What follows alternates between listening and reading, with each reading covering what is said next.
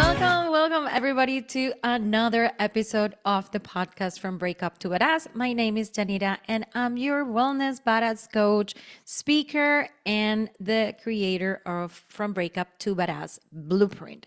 So today we are going to dive into something that most people avoid, and honestly, I think I have avoided that for a long time in my life. However, I did not avoid it in this process of after my divorce, which is grief. But not just grief for a person, right? Because I'm talking about grieving the version of you that existed before, the person that that you believe that you were going to end up with that person. So you're grieving everything. You're grieving the home, you're grieving the routines, the habits, cooking together, your identity, and being around someone who is no longer there. And I think sometimes it's hard. Okay, I'm going to change that. It's not hard, it's challenging because you have seen yourself with this person for 10 years, 20 years, 23 years, 7 years, or whatever it is. And now you're not with that person. So the version of you, that person is no longer there because that person was there with that relationship, with that person, and it's not anymore. So grieving is part of becoming the badass that you were meant to be. And I'm going to pause right here because last week I was in a conference in Los Angeles, and it was an amazing conference. It was the Summit of Greatness from Lewis House. And I met so many wonderful women who are also struggling or who were or are trying to figure it out who they are after the divorce. So I wanted to take a moment to recognize all of them because I gave them so much hugs and they gave me hugs, and we talked about this, about the grieving part. So I want to talk about grief. What is grief? And grief is the emotional and physical response to loss. And I think sometimes when people talk about grief, they talk about, losing someone in the sense like, okay, that person died. And the thing, when you break up with somebody, that person died too. And sometimes not only that person, but also everything around that person. Maybe the in-laws, the kids, the pets. I lost my pets in the divorce. So yes, you lose everything. And that's part of the grieving part. And it's not just sadness.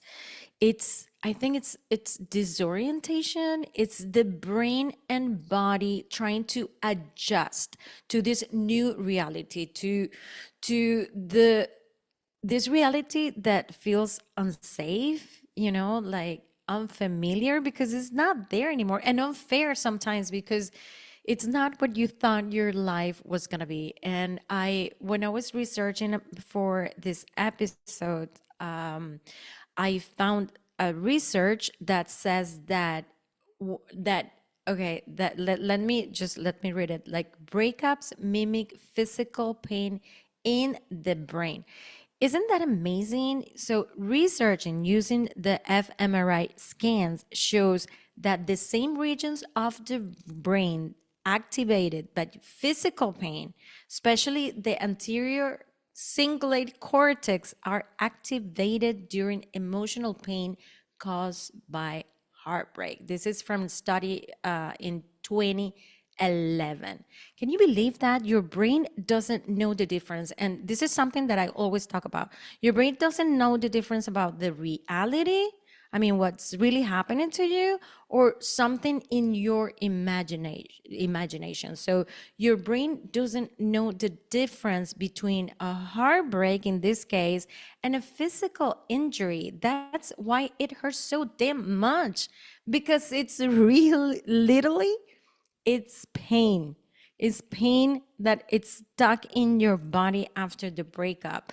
And as I mentioned before, like, most people associate grief with death.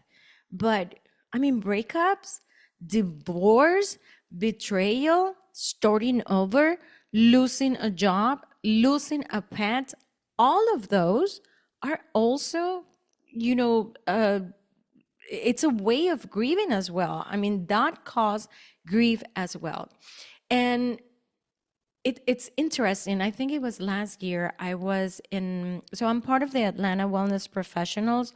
And every time we host a different quarterly meeting, and the one that they hosted, I think it was last year at Georgia Power, this company came and gave a talk, and they talk about relationships and breakup because they had a platform that for organizations to deal with that, especially with that. And divorce and breakups are among the five, okay, listen to this or see my hand here, but five most stressful life events. So sometimes can say no, but I lost my mom or I lost my partner, but the thing is that divorce is among the five most stressful losses in or life events that can happen to you. And according to one research, divorce, marital separation, and the death of a spouse is among the top stressor that can be linked to illness. So your body, listen to this, your body is not overreacting because your grief is a real biological response to a major emotional loss. So that's definitely something to think about. Do not think that whatever is going on in your life, about the breakup, about the loss, is cruel. I mean, it's something to think about because at some point we all carry grief, but it's not only because it's not like you didn't lose one person, as I mentioned before. You lost the sense of yourself. You lost a vision. You lost the routines, the role that you have as, I don't know, as a spouse, as a girlfriend, whatever it was. So you're not overreacting. You're grieving. And it is so important that you understand this part, because you are allowed, listen to this, you are allowed to miss what you had. Yes, you are. I think sometimes people are like, no, but move forward, like move on, it happened, he didn't love you or whatever it was. But you're allowed to miss that person. You're allowed to miss the life that you have, even if it wasn't perfect, even if it wasn't the best relationship in your life. You were there for 20 years, for 10 years, for 50 years, whatever it was.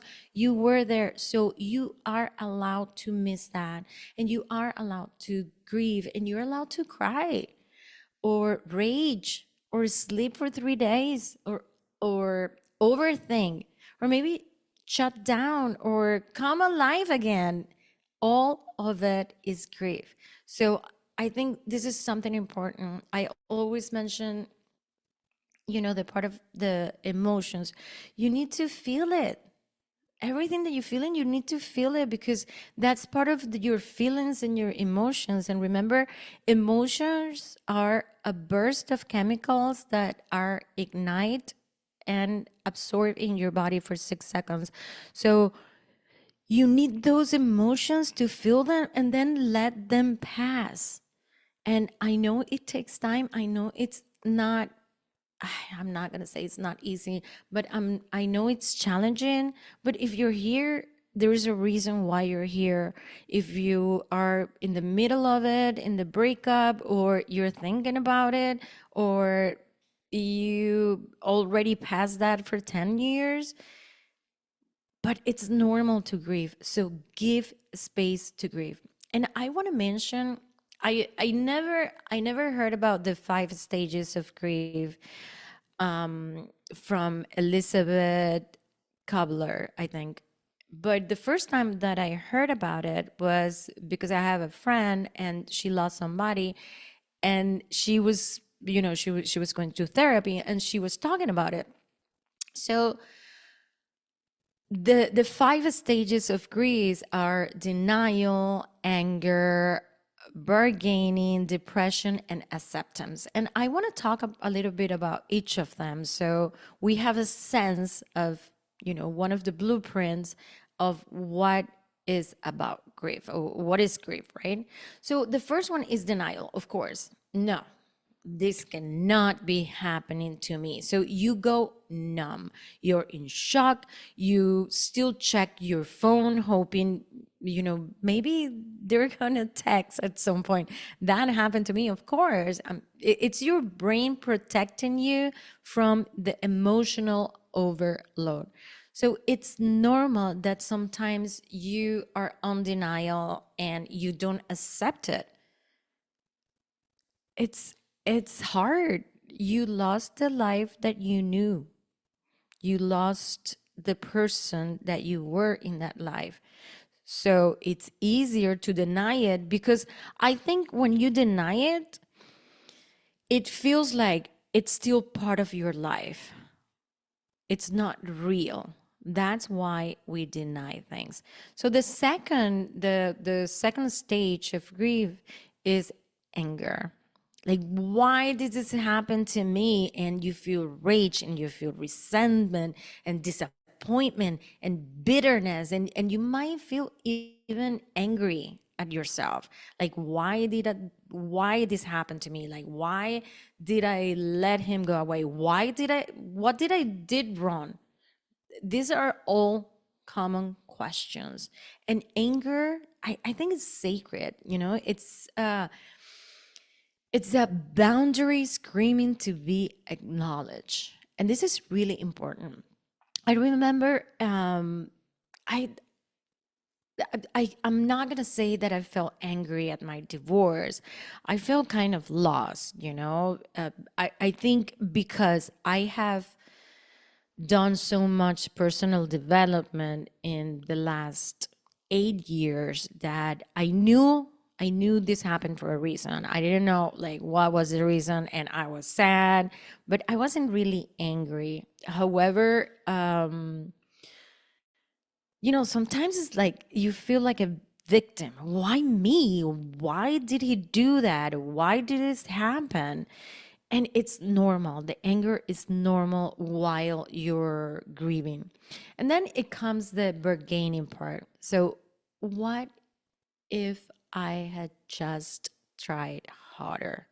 This is a fantasy stage, like where you replay every conversation, wondering if you could have fixed it.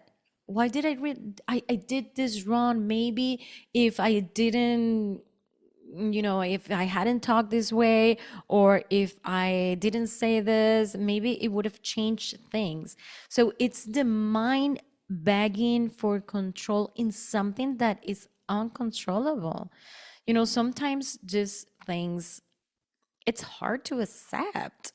It's hard to acknowledge that it's over. So that's the part that is thinking about all the things that you could have done differently. And the thing is that they're in the past. You did them. And I think we all need to love the part of us that was there in that moment and that is not there anymore. we did we did what we could with the tools that we had. Just think about this. You did what you could with the tools that you had. Like, maybe today, if you're here listening to me, maybe you have more tools, right, to move forward. But maybe at that time you didn't, and you didn't know best, but you did know the best that you could at that moment. So just don't be so hard on yourself. So the fourth stage of grieving is depression. Like, oh my God, I cannot do this, or I don't recognize myself anymore. And this is the ache, right? Is the fog, maybe the fatigue. You're and something that you need to understand is that you're not weak, you're mourning what mattered to you. So think about it. And this depression is not, it's not depression like I want to die, but it's depression of like I don't think I'm gonna be over this in my whole life. And I have a message for you. You will. Um, there is a phrase that I love from Story of a King, but I'm not gonna tell you the story today. But the phrase is, "This too shall pass," and everything in life, it does pass. It pass. So just think about it. This too shall pass. And then the fifth one, the five stages of grief is acceptance. And I love it because it's real. It's when you say to yourself, okay, it's real. And now I begin again. And now I'm single, and now I'm by myself, and I'm going to sleep by myself. All of that goes into the acceptance. And this doesn't mean that you're okay, because I think grief is the first part of moving forward with this. But grief is important because you have to feel everything. So acceptance is feeling, it's becoming the person who you were before, is knowing that you're not longer a couple, you're not longer with that person. And even though it might not feel okay, but it means that you're ready to change your perspective. Maybe you're ready to carry it differently. Maybe you're ready to start rebuilding, and not because the pain is gone, because sometimes it is there a long time, but maybe because you are choosing yourself now. So this is something so important, that you choose yourself all over everybody else, over the pain, over everything. And I'm not saying not to feel it, and I'm not saying not to cry. Cry it. Like, if you feel like crying, cry it. If you feel like singing a karaoke like I did, cry. That's very important. But it's what it is. And for the five stages, sometimes people will never hit all five. I have seen people stuck in a reality for several years, in or maybe in that loss for many years. So some people will never hit all five. Maybe some people will live in a stage three for years. But the badass part of you is not how fast you move, because grieving is personal. If it takes me 1 month, maybe it takes you a year, maybe it takes somebody else 3 years, right? So that is normal. So it's about how honest you are with where you are. Okay? So just, I invite you not to compare with anybody else, because everybody's different. And I love that concept. Everybody is different, and you are too. If it takes you longer, maybe that's what it is for you. So it is okay. Love yourself just the way that you are, okay? All right. So one of the hardest thing I think about grief in breakups, or it's not like the worst thing, but one of the things that happen in breakups, and remember, I mentioned before that breakups are and divorces are among the five top life events in people's life, with loss of a someone. Oh my god, like, my English is terrible today, sorry about that. I'm sure I'll be better next time. However, okay, so when you are broken up, nobody's going to send you flowers, right? This is not a funeral. This is not a ceremony. No one is going to bring you food to your door. But you need to understand that this is big, because you lost things that deserve to be acknowledged, all right? And you lost the dreams together, getting all together, the routines, like waking up with that person. Like sometimes I'm like hugging my pillows because I don't have anybody on my side. And sometimes you may have lost friends, family. I mean, I lost all my in-laws. I love everybody in my ex-husband family. I still do. I have so much love for each of them, but they're not a part of my life anymore. And they were for 7 years. So yes, I needed to grieve. And I lost a version of myself as well. And I grieve that person as well.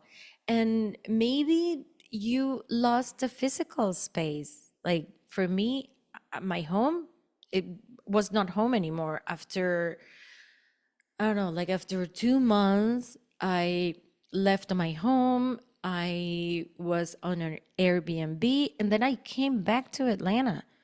So for me, it was everything. It was the bedroom, the dishes, the chairs, my dogs, like everything. I lost, like in the physical sense, I love the space, which I think right now it was the best thing because I came to a new space, a new house, new furniture, new everything. But all of that deserves to be grief. So just write that down because all of what you're feeling right now, or you felt if you're still grieving, that deserve to be grief. Okay. So when I came back several years ago after being 12 years in Colombia, I wasn't just grieving my marriage, I was grieving an entire life I had built for like a quarter of my life.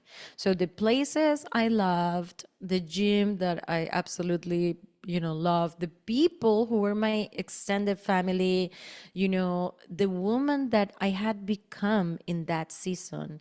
So remember that grief doesn't care about logic. And you can be grateful and grieving, and you can be healing and hurting at the same time. This is so important. So it doesn't mean like from one day to the other. It's not a magic pill like, I'm ready, I'm healed.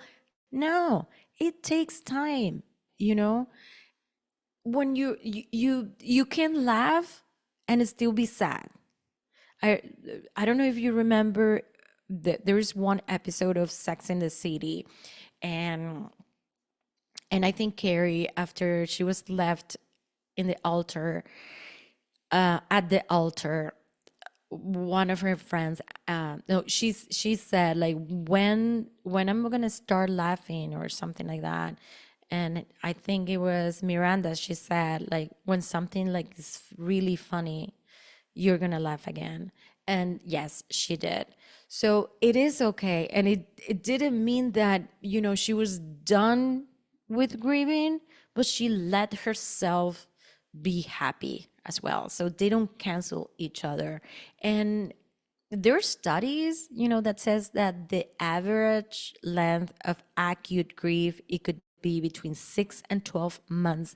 But many people experience symptoms for years, especially if unprocessed. This is why it's so important that you work with somebody, you hire a psychologist, a coach, or whoever you want to, because up to 40% of people report lingering grief symptoms 2 to 3 years after a major loss, especially if they are suppressed or bypassed early on. What am I saying about this? It's okay to grieve. And the idea, what I always said, for me in the past, maybe it took me longer to recover from things. My divorce, it didn't take that long because of course I want to do it fast. I want to recover fast. And it doesn't mean that I'm going to say, no, I'm not going to feel this. Yes, you have to feel everything. However, it means that I want to do it faster. Why? Because I have the tools to do it faster. And this is really important. Time doesn't heal if you never felt it in the first place. This is why grieving is very important. So suppressing grief only delays healing. Write that down. Suppressing grief only delays healing. And my question for you would be, do you want to heal faster or slower? And I think I know your answer. I mean, for most of the people and my clients, the answer is faster. Again, it doesn't mean that you are not going to grieve. However, you want to be over that. The sooner, the better, right? And it doesn't matter if it takes you 3 months, 6 months, or 1 year. It doesn't matter. Remember, grieving is unique to every single person. So do not compare it yourself with anybody else. And I remember I work with, let's call it Sophia because I'm not going to say her name, but I worked with her about 3 months ago, and she had just ended a long-term relationship and kept telling me, I'm over it, I'm done, like I'm not, like I don't think about him anymore. But the truth is, she wasn't sleeping and she couldn't focus and she felt nothing. And finally, I asked her and I've said to her, Sophia, you're not stuck, you're grieving, but you are denying yourself the right to feel it. Wow. As soon as I said that, it was like an aha moment. It was like she went from breakdown to breakthrough and she started crying. And after that, she started doing things to grieve properly. So you don't heal if you don't name it. And that's why it's so important to feel whatever you're feeling. And something that I always not always, but ever since I started this, like the personal development part of my life, when I became a coach, when I got a master in health coaching and I started coaching people, I always tell people to ask themselves questions like, why do I feel this way? Why do I behave this way? Why did I do that? And there is a phrase that I have heard so many times, and I cannot say who said it, but maybe Tony Robbins. And he said, or they said, the quality of your life depends on the quality of the questions that you ask yourself. And this is all about self acknowledge. And self acknowledge is very important in your life. So let's start with maybe a couple of exercises that you can do to grieve better. So I'm going to mention some. I'm going to mention maybe some of the ones that I have done for myself. But one of the things that you can do is maybe write it down. So you're going to write down what I lost. This is the exercise. You can pause here if you're not driving in a car, right? But if you can and you want, I invite you to stop this after I explain to you, but set a timer maybe for 5 minutes and write freely, and don't censor yourself with everything that you lost. You know, the person that you lost, the your future, your identity, your routines, your emotional safety. When you write, you put all the emotions and all the things in a paper, and you give it a time and place to grieve. And this is beautiful, girls, or whoever is listening to me right now. But give it time. Give it time to grieve, to feel the emotions, to feel the rage, the sadness, the disappointment, the whatever it is that you're feeling now. So that's one of the exercises that you can do. I I think it was, I don't know, maybe like it was this year. I went to my friend's Nora, and she has Apple TV, and I saw TV series that is called Shrinking, and it's about shrinks, right? If you haven't seen it, I think Jason Sewell and Harrison Ford are one of the the actors there. Anywhere, Anyway, Harrison Ford said to this girl who lost her mom, just allow yourself, yeah, put a song or play a song, and for those 3 minutes, 4 minutes, cry, yell, do everything. So I mean, what this exercise is all about, and I know I mentioned a TV show. However, it's give it a time and place to grieve, and not just to be no. Yes, I can do everything. I'm strong. It doesn't mean that you're not strong. It means that you're giving it time. You recognize that this is important and you're giving it time to grieve. So that's one of the things that you can do. um I think journaling is amazing. As I said in the first exercise, when you journal, I think it was Julia Cameron, she came up with the morning pages. And basically, she said, take the time, 3 pages, and write about everything that you're feeling and write about your gratitude, whatever it is. And when you write it down again, you're putting your emotions there. And when you actually read it, if you get to read it another time, I cannot read what I write because I don't understand my handwriting. That's why I write everything in the computer. However, when you read it, it's like, well, it's not that bad. So you rationalize what you're doing. So that's something that you can do. And maybe, maybe come up with a phrase, like an affirmation. I give myself permission to grieve this. I matter. It hurt. I honor it, and I will rise. So that's something that some exercises that you can do. For me, it also worked during the grieving process when I was crying. I don't know how I managed that, but I still woke up every single day at 7 o'clock, and I meditated and I worked out for an hour, exercise for an hour. So for me, that was definitely what helped me. So I think, before finishing, just don't rush the grief. Do it. Don't say, like, okay, I need to move forward in 1 month. You don't have to. Grieving is personal, but you don't have to stay stuck in it either for too long. Every time you allow yourself to feel the pain without any judgment, you clear the space for your rebirth. And this is something like really important.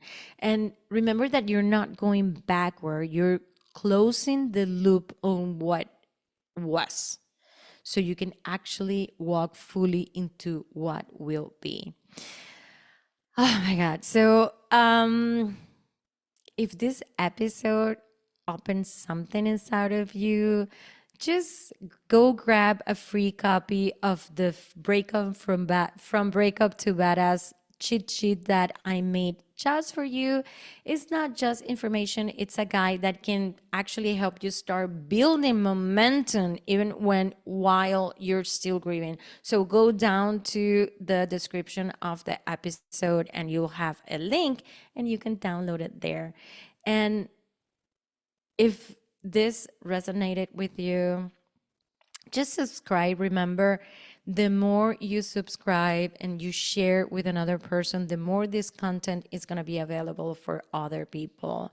So if you do that, maybe you're going to do a favor for somebody else that had her heart broken.